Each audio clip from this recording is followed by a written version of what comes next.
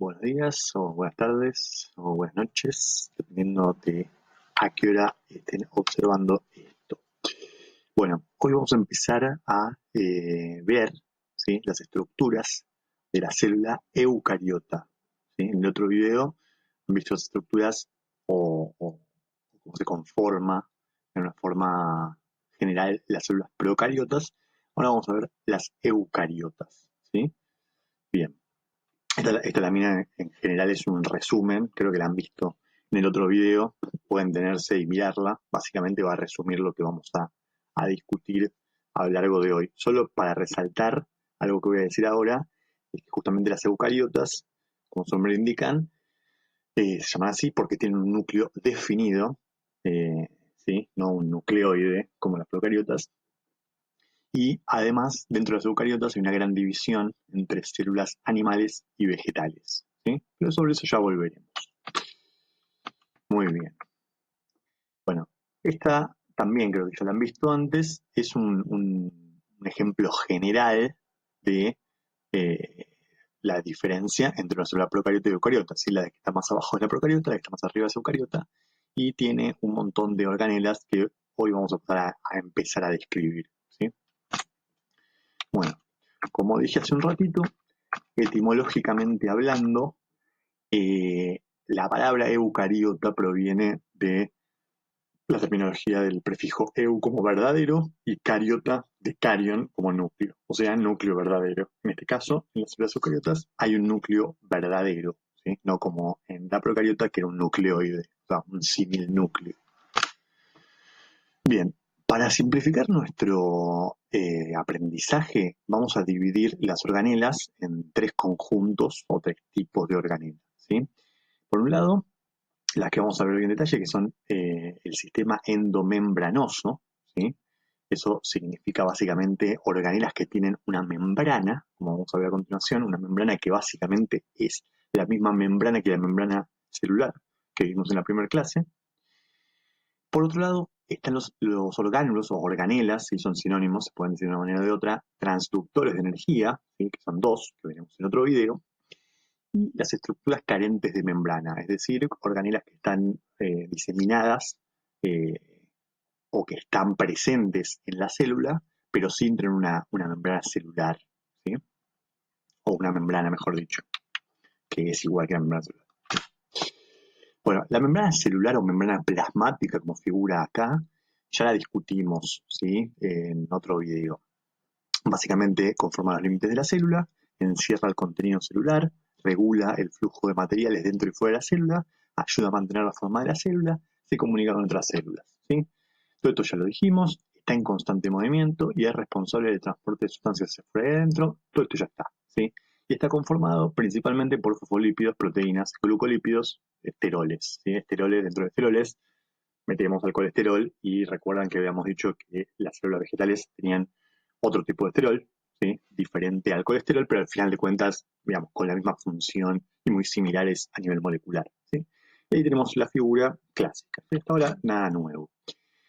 Este lo vieron en otro video, no conmigo, donde se veía cómo es el transporte de sustancias a través de la membrana, ¿sí? Esto es como un resumen, ¿de acuerdo?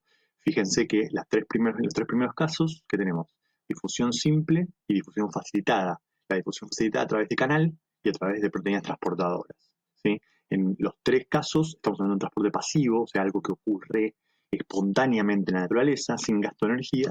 Y por último tenemos un transporte activo que al ser contragradiente no es espontáneo e implica un gasto de energía, que es este circuito que ven acá, que es gasto de energía para transportar la molécula de contragradiente, ¿de acuerdo?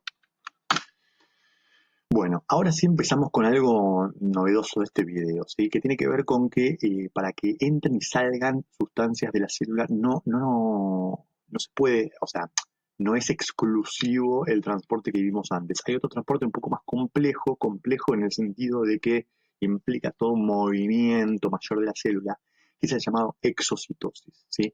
Exocitosis es de salir, ¿sí? Y como vamos a ver a continuación, endocitosis es de entrar y es lo mismo, solo que dependiendo del sentido en el que estamos dándole al transporte, pero el mecanismo es el mismo. ¿En qué consiste? Empecemos por exocitosis. En exocitosis lo que observamos en la primera figura es que una organela específica, ¿sí?, compuesta por una membrana, se va acercando hacia la membrana celular y se fusiona, ¿sí? Se fusiona significa los fosfolípidos, ¿sí?, que componen a esta vesícula, ¿sí?, o a esta organela, si quieren llamarlo, se mezclan con los fosfolípidos de la membrana celular, ¿sí? O sea, se combinan, se fusionan. Y de esa manera, cuando están fusionados, el interior de la vesícula queda en contacto directo con el exterior de la célula, con lo cual los materiales que había acá adentro se liberan al exterior celular, ¿sí? Esto básicamente es la exocitosis. Como dije antes, es bastante más complejo a nivel de mecanismo celular que el traspaso directo por la membrana, porque implica mover esta vesícula desde donde sea que esté hacia acá, fusionar esta membrana con la membrana celular y que después pase todo esto, con lo cual implica bastante más trabajo, ¿sí? Muy bien. Acá es lo mismo, ¿sí?, solo que invertido, o sea, ingresando a la célula. Y le pusimos el nombre especial, bueno, no nosotros, tiene el nombre especial de pinocitosis, en el sentido de que es una forma particular de endocitosis en la cual entra un líquido, ¿sí?, o un fluido.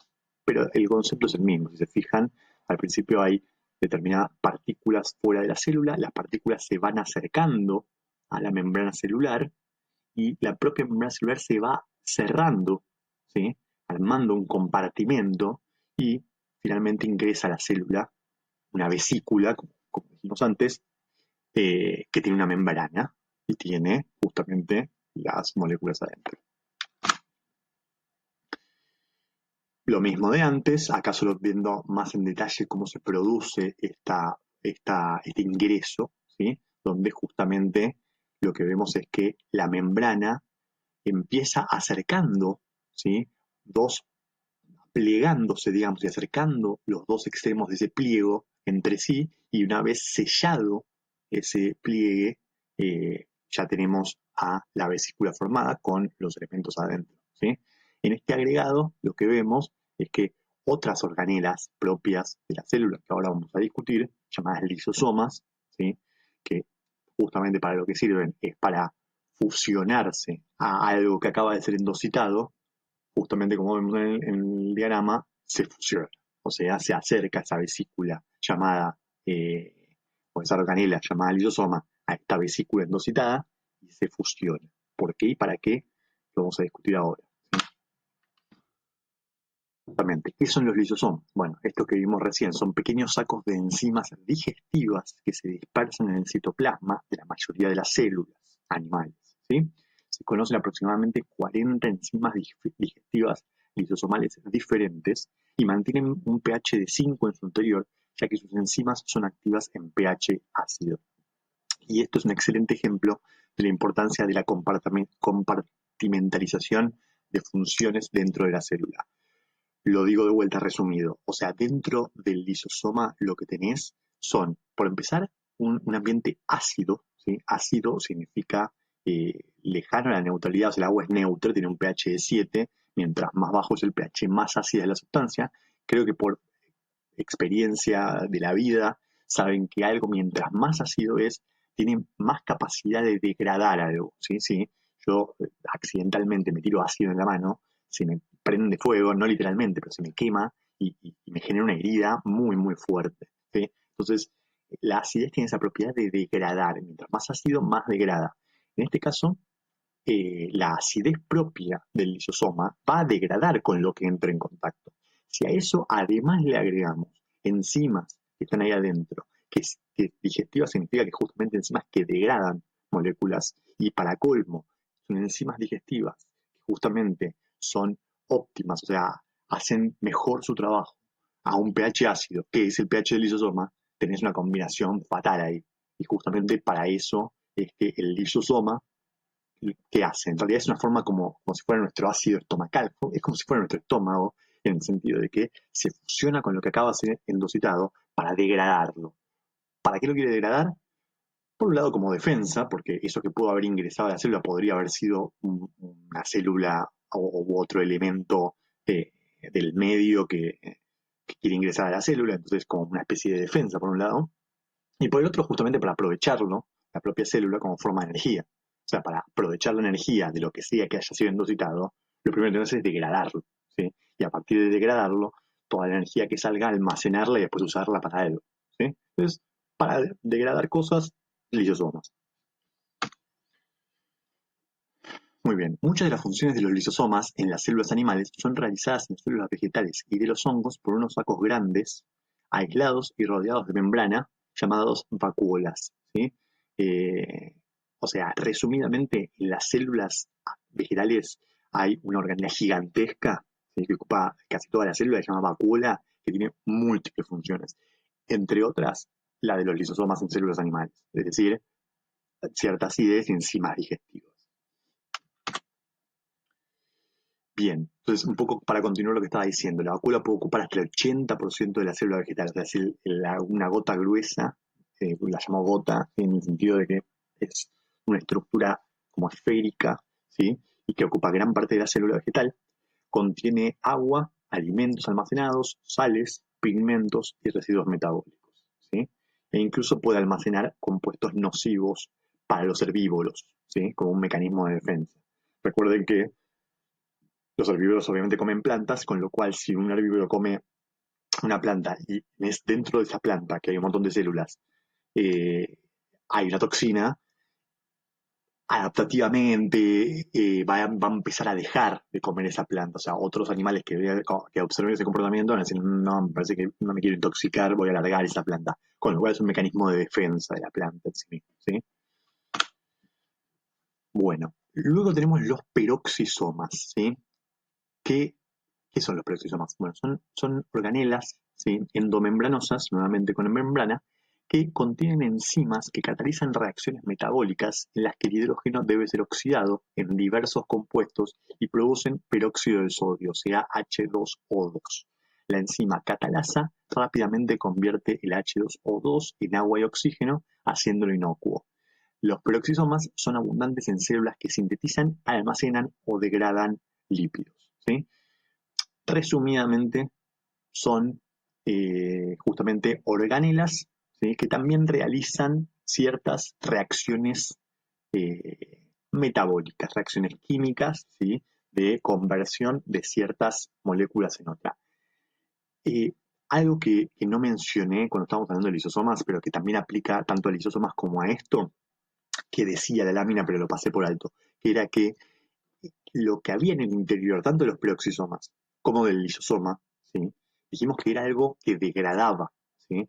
Con lo cual la lámina planteaba la importancia de que este tipo de organismos tuviera una membrana, en el sentido justamente adaptativo de que si hay elementos dentro de la célula, ¿sí? Que sirven justamente para degradar, mejor que estén aislados en cierta medida y no que estén tirados en el citoplasma y puedan degradar a la propia célula, ¿entiendes? O sea, de alguna forma a eso nos referíamos con lo que decía esa lámina antes. Y aplica para lo mismo acá porque justamente estas reacciones químicas son reacciones químicas que no está bueno que se den libremente en el citoplasma porque pueden degradar al propio citoplasma, ¿de acuerdo?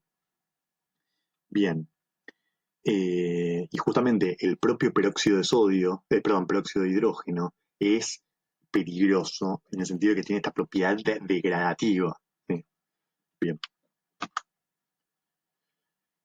Bueno, el citoplasma, ¿sí? El citoplasma es la materia viva interna especializada de las células. Está situada entre la membrana celular y la membrana nuclear, alberga las organelas celulares y contribuye con el movimiento de las mismas. Hasta el 85% del citoplasma está conformado por agua, proteínas, lípidos, carbohidratos, ARN, sales minerales y otros productos del metabolismo, ¿sí?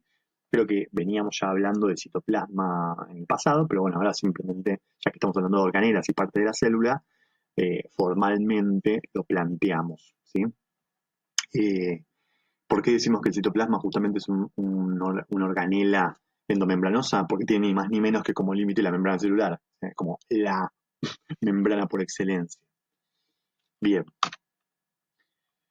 Entonces, dentro del fluido que compone el citoplasma, llamado citosol, están suspendidos varios orgánulos. El término citoplasma incluye tanto el citosol como a todos los orgánulos, a excepción del núcleo, ¿sí? Los numerosos orgánulos especializados de las células eucariotas les permiten ser más grandes que las procariotas. Y las células eucariotas también difieren de las procariotas en que tienen un armazón de soporte o citoesqueleto importante para mantener la forma celular y transportar materiales dentro de ella. Bien, nada más para aclarar, ¿no? O sea, el citoplasma es lo que llamamos al lugar físico, ¿sí? Que está entre el núcleo y la membrana celular, y a veces lo diferenciamos con citosol en el sentido de hablar estrictamente de esa gelatina o líquido, ¿sí? O materiales, de lo que está compuesto el citoplasma, ¿sí? Excluyendo las organelas. Por ejemplo, excluyendo los que vimos hasta ahora, peroxisomas y lisosomas que están en el citoplasma, pero que no son en sí mismo el citosol, ¿sí? Bueno, las células eucariotas que son más grandes que las procariotas en promedio. Bueno, y además, justamente, ese citosol, al ser tan grande, piensen que es como una gelatina, por eso usé la analogía previamente. Si no tiene un soporte físico, o sea, algo que lo sostenga, como un andamiaje o una viga, colapsa, ¿sí? Entonces, ese andamiaje o ese soporte que sostiene a la célula para que no sea una masa amorfa, es justamente el citoesqueleto, ¿sí? Del cual vamos a hablar en esta misma lámina. Bien, bueno, a ver, leamos esta lámina. Las membranas celulares nunca tienen extremos libres o sueltos. Un orgánulo membranoso siempre contiene al menos un espacio interno cerrado. Los reactivos químicos localizados en una pequeña parte de la célula son mucho más propensos a estar en contacto, aumentando increíblemente la rapidez de la reacción. La membrana que encierra los compartimentos mantiene aislados ciertos compuestos reactivos que pueden afectar en forma negativa a otras partes de las células. Y los compartimentos también permiten que muchas actividades diferentes se realizan en forma simultánea, ¿sí? Esto es un resumen de lo que venimos charlando hasta el momento, ¿sí? O sea, el primer elemento, lo que agrega como medio, no lo dijimos explícitamente, pero medio que quedaba claro, que es que las membranas son circulares, o sea, donde empieza y termina, no puede estar abierta, digo, salvo que sea algo transitorio, como pasaba cuando vimos el concepto de endocitosis o exocitosis. Pero mientras ocurría endocitosis o exocitosis, eso que estábamos viendo no era una organela todavía, o sea, todavía no era un sistema endomembranoso. Recién se constituye como endomembranoso cuando está cerrado, ¿sí? Bien, obviamente tiene un espacio interno adentro, ¿sí? Donde va a ocurrir lo que sea que tiene que ocurrir, como vimos en el lisosoma y el peroxisoma. Eh, bueno, y estos otros detalles, que como sistema evolutivo sirve, por un lado, para proteger al resto de la célula de lo que sea que haya ahí adentro, por otro lado, para aumentar el rendimiento de la célula, en el sentido de que puedes tener varias organelas laburando al mismo tiempo, en lugar de que sea algo serial, que alguien tiene que esperar que alguien termine que alguien, sino que van laburando simultáneamente. Y bueno, nada más.